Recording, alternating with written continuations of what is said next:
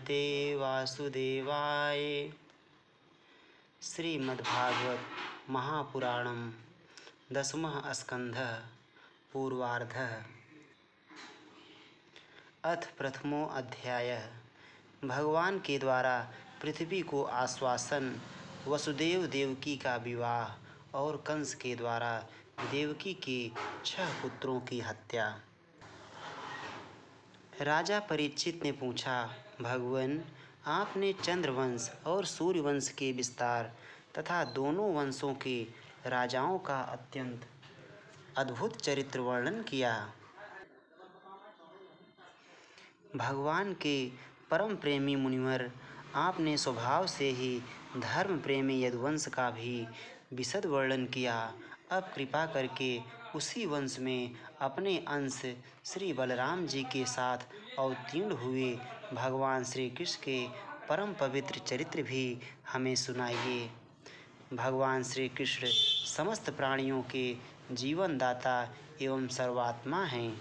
उन्होंने यदुवंश में अवतार लेकर जो जो लीलाएं की, उनका विस्तार से हम लोगों को श्रवण कराइए। जिनकी तृष्णा की प्यास सर्वदा के लिए बुझ चुकी है, वे जीवन मुक्त महापुरुष जिसका पूर्ण प्रेम से अतृप्त रहकर गान किया करते हैं। मुमुक्ष जनों के लिए भी जो भव रोग का रामबाण औषध है तथा विषयी लोगों के लिए भी उनके कान और मन को परम आह्लाद देने वाला है।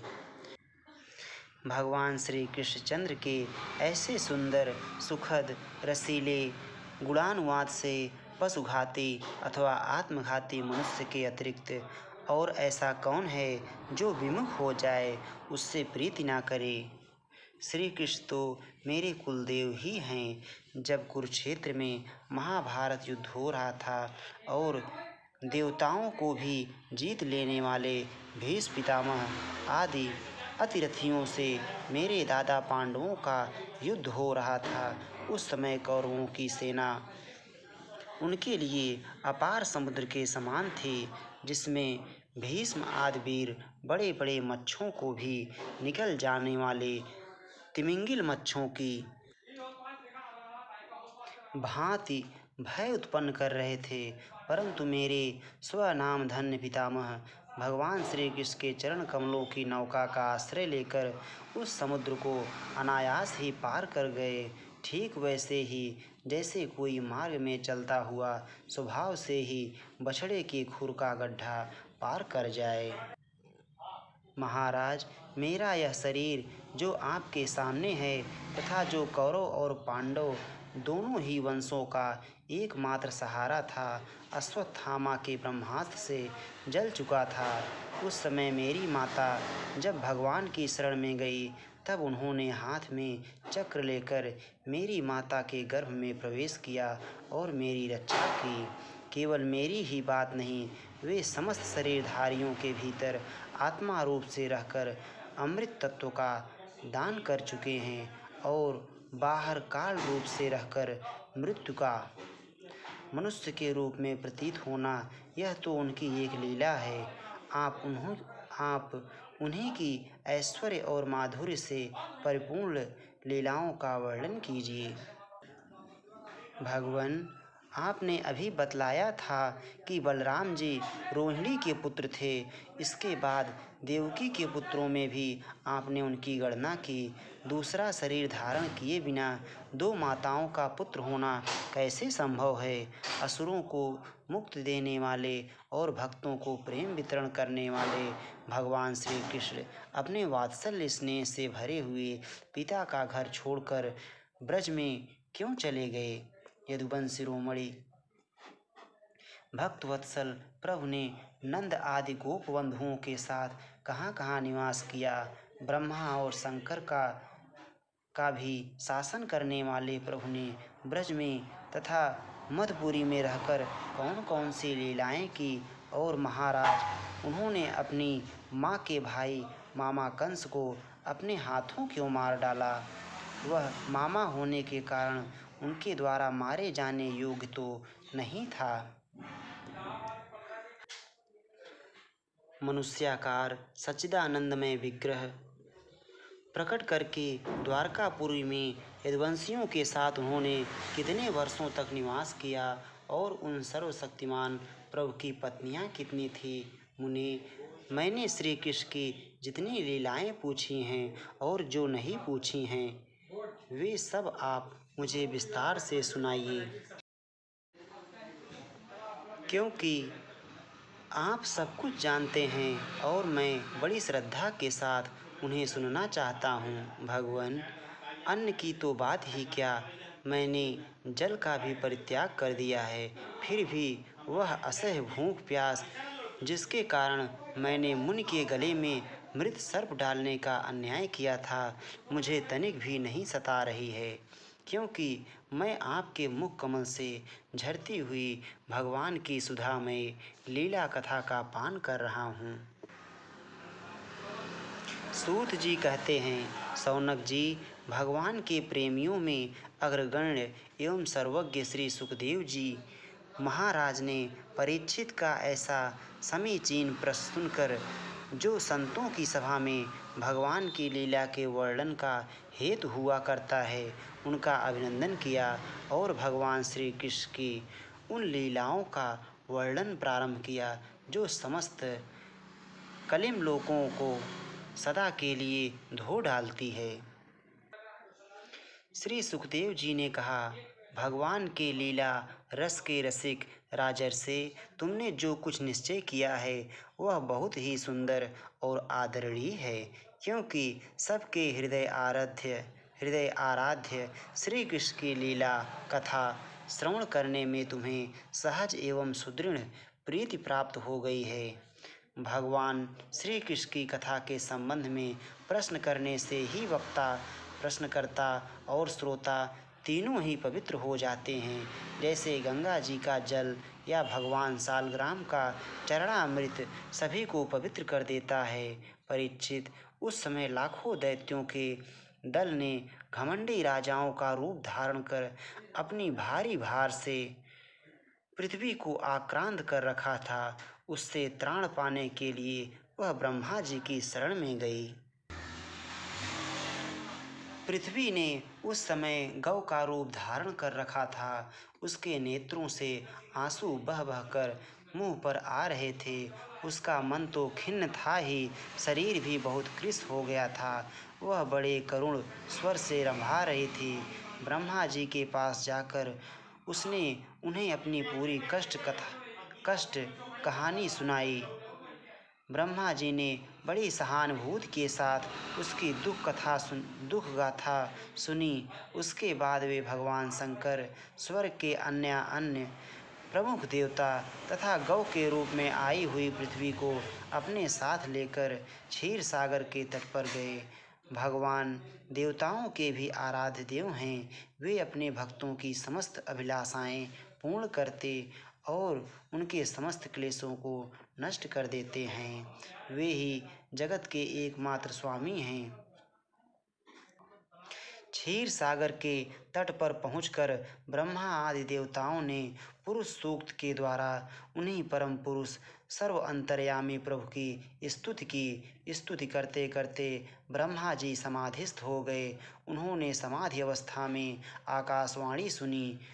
इसके बाद जगत के निर्माणकर्ता ब्रह्मा जी ने देवताओं से कहा, देवताओं, मैंने भगवान की वाणी सुनी है, तुम लोग भी उसे मेरे द्वारा अभी सुन लो और फिर वैसा ही करो। उसके पालन में विलंब नहीं होना चाहिए।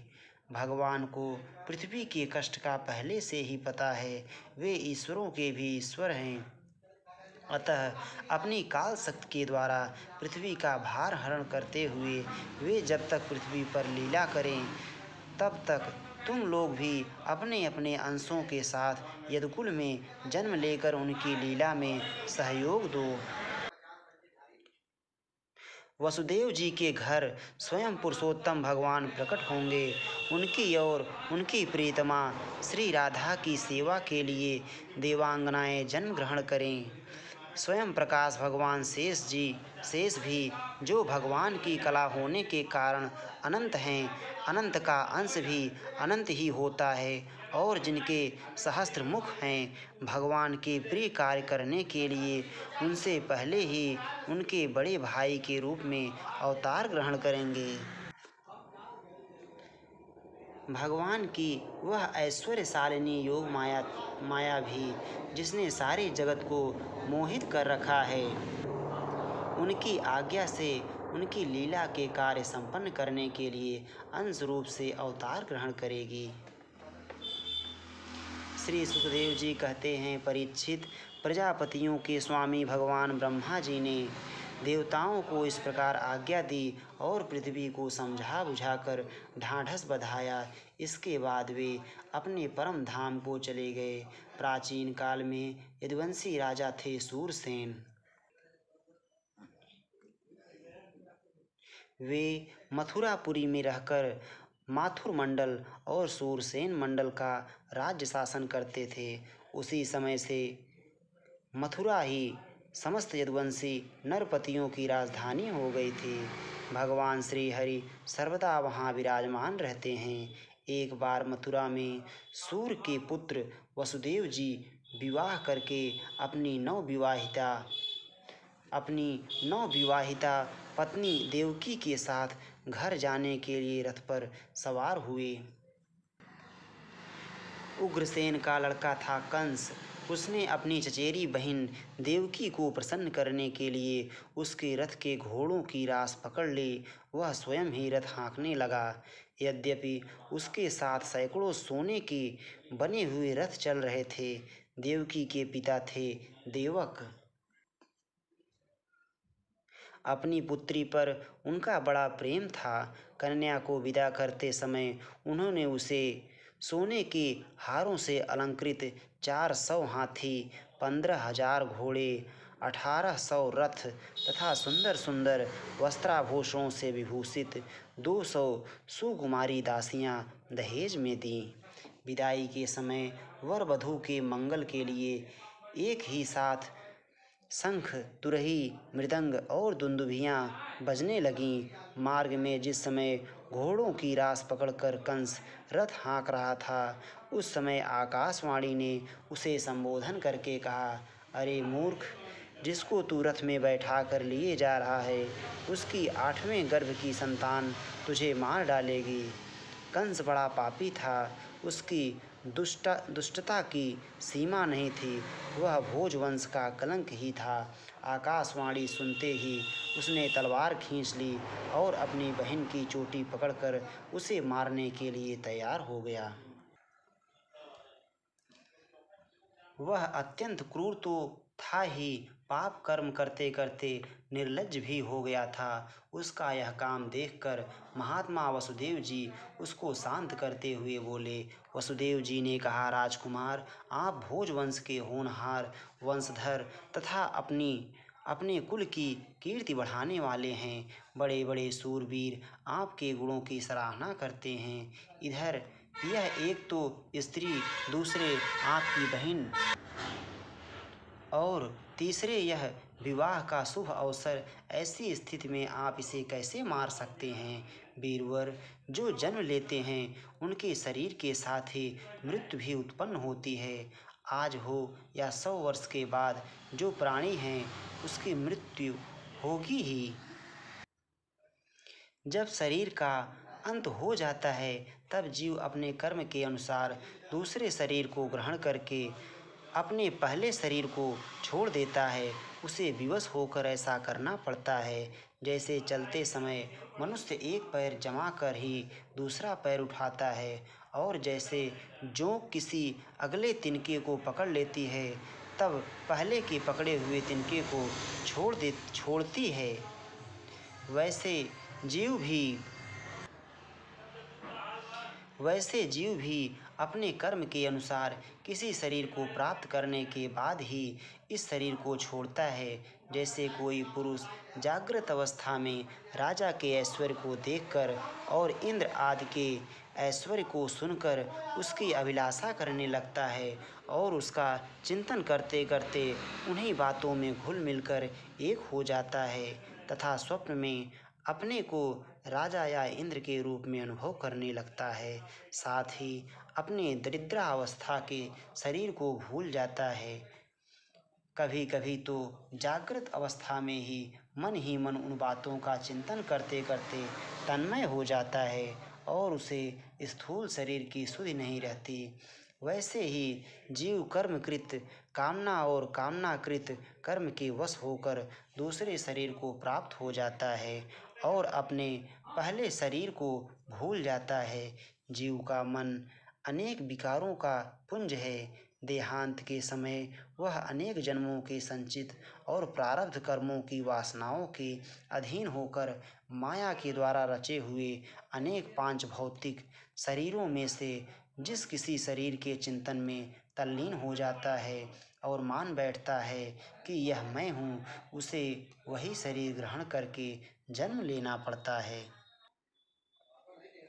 जैसे सूर्य, चंद्रमा आदि चमकीली वस्तुएं जल से भरे हुए घड़ों में या तेल आदि तरल पदार्थों में प्रतिबिंबित होती हैं और हवा के झोंके से उनके जल आदि के हिलने डोलने पर उनमें प्रतिबिंबित वस्तुएं भी चंचल जान पड़ती हैं, वैसे ही जीव अपने स्वरूप के अज्ञान द्वारा रचे हुए शरीरों में राग करके उन्हें अपना आप मान बैठता है।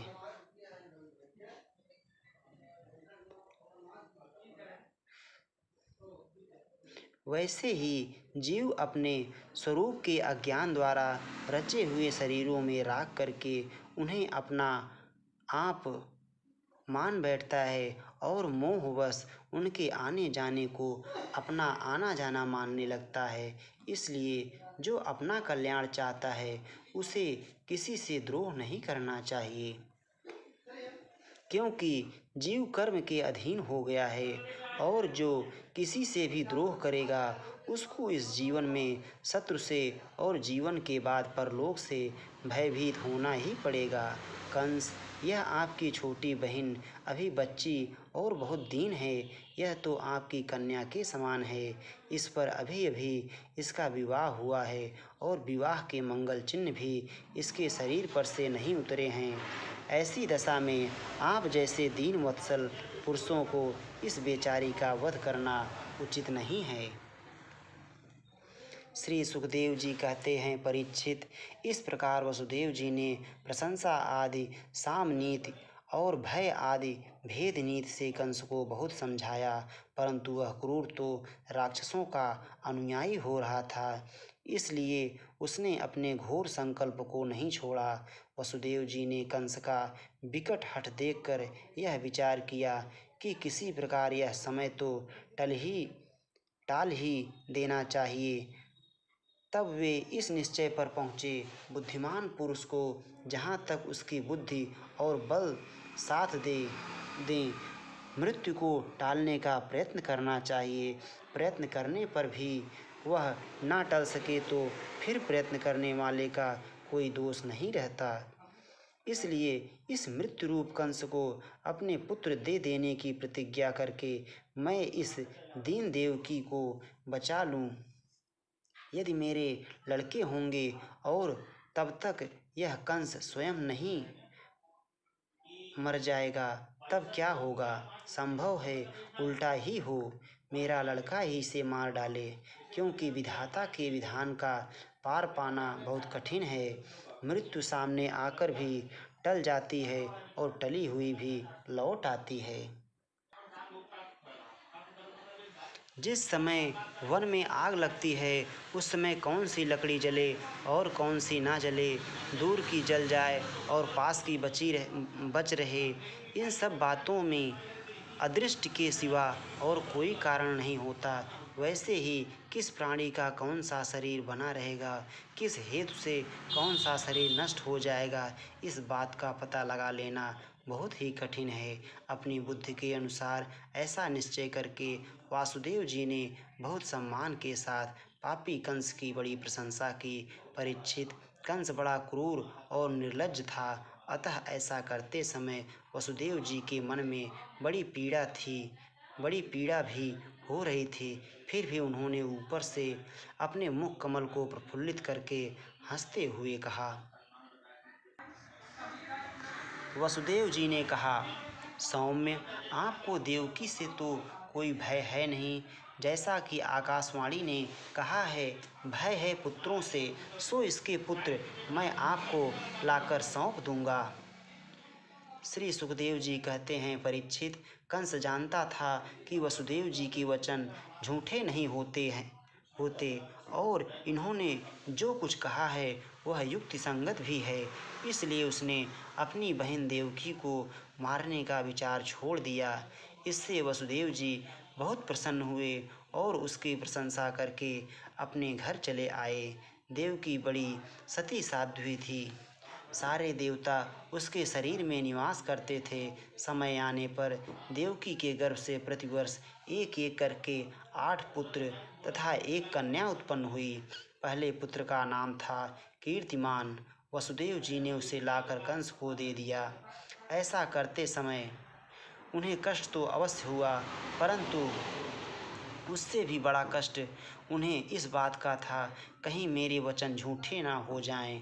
परीक्षित, सत्यसंध पुरुष बड़े से बड़ा कष्ट भी सह लेते हैं और ज्ञानियों को किसी बात की अपेक्षा नहीं होती। नीच पुरुष बुरे से बुरा काम भी कर सकते हैं और जो जितेंद्रिय हैं, जिन्होंने भगवान को हृदय में धारण कर रखा है, वे सब कुछ त्याग सकते हैं।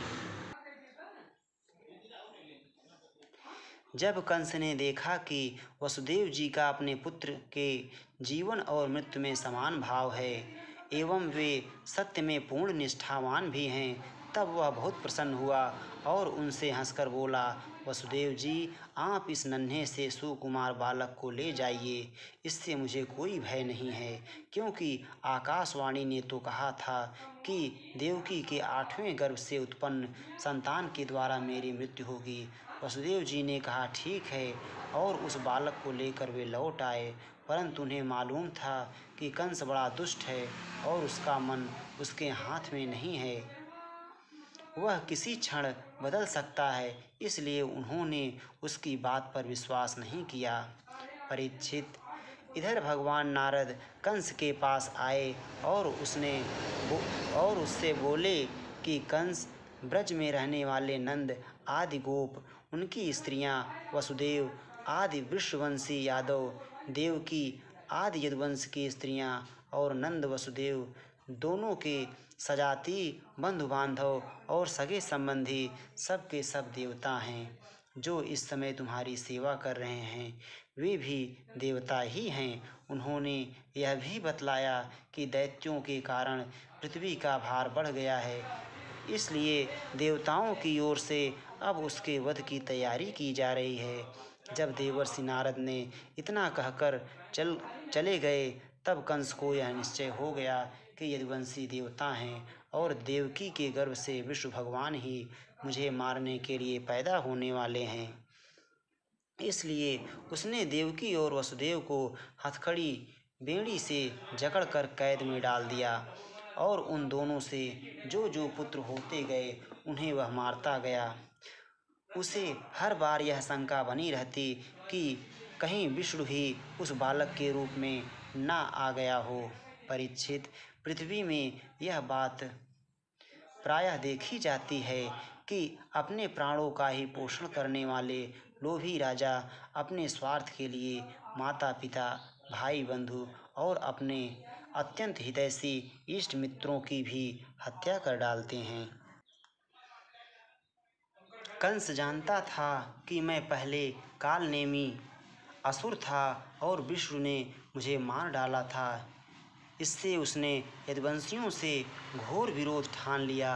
कंस बड़ा बलवान था, उसने यदु, भोज और अंधक वंश के अधिनायक अपने पिता उग्रसेन को कैद कर लिया और शूरसेन देश का राज्य वह स्वयं करने लगा। इति श्रीमद्भागवते